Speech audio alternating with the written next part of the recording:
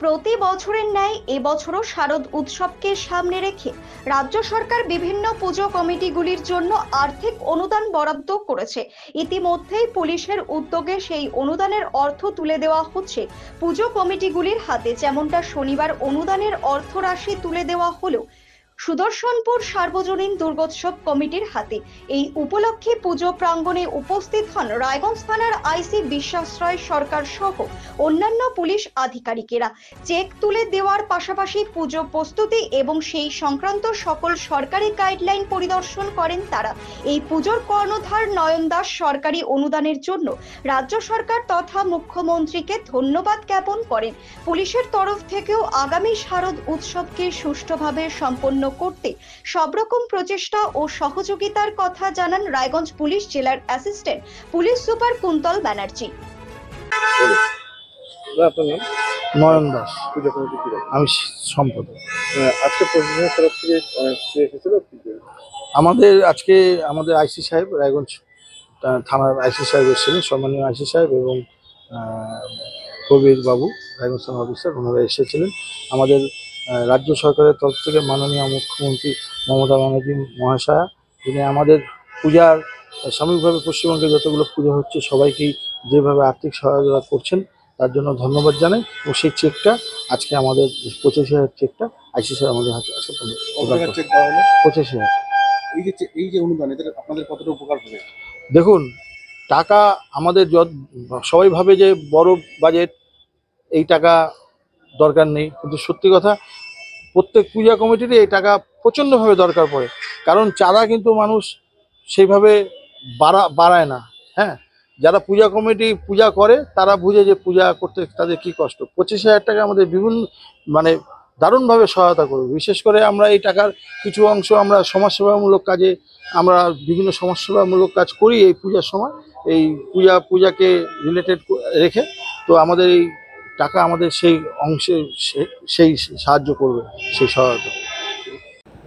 Sir, বিভিন্ন পুজো মণ্ডপগুলিতে ইতিমধ্যেই প্রশাসনের পক্ষ থেকে চেকগুলি শুরু হয়েছে। মোট কতগুলো পুজো মণ্ডপে যাওয়া হলো এবং কী কী প্রিকশন নেওয়া হচ্ছে পুলিশের?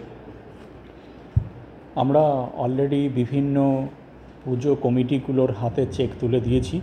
বিভিন্ন থানার আইসি এবং লোকাল রিপ্রেজেন্টেটিভ যারা রয়েছেন তারা যৌথভাবে বিভিন্ন পুজো কমিটির হাতে এই চেকগুলো আমরা তুলে দিয়েছি।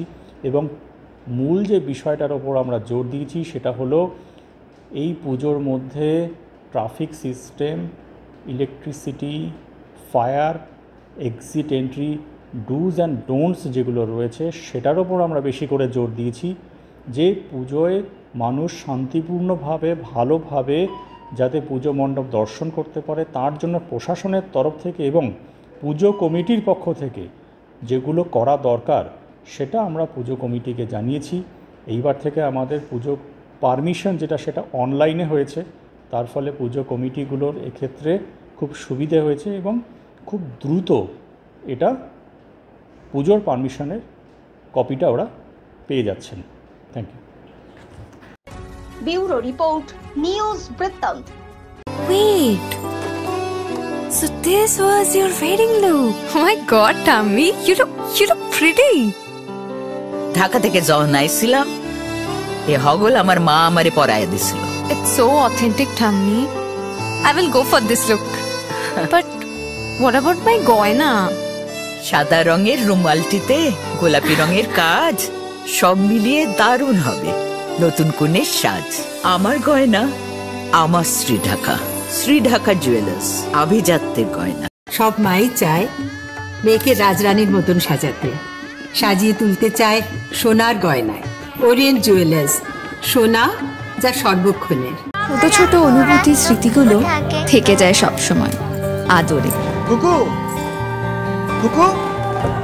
কিরে হলো?